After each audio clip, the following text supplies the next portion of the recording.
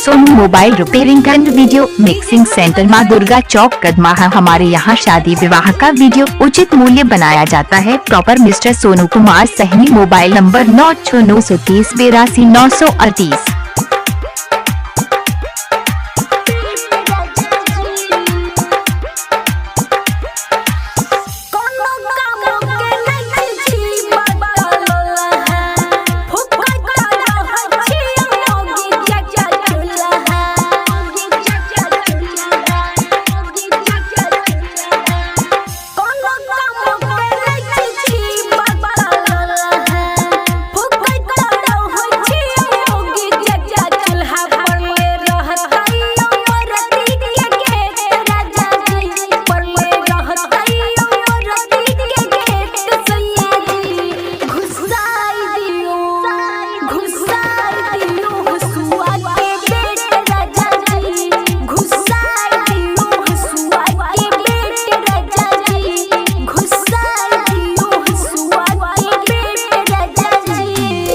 Sonu mobile repairing and video mixing centre Maa Durga चौक कदमा है। हमारे यहाँ शादी विवाह का वीडियो उचित मूल्य बनाया जाता है। प्रॉपर मिस्टर सोनू कुमार सहनी। Mobile number 9693082938।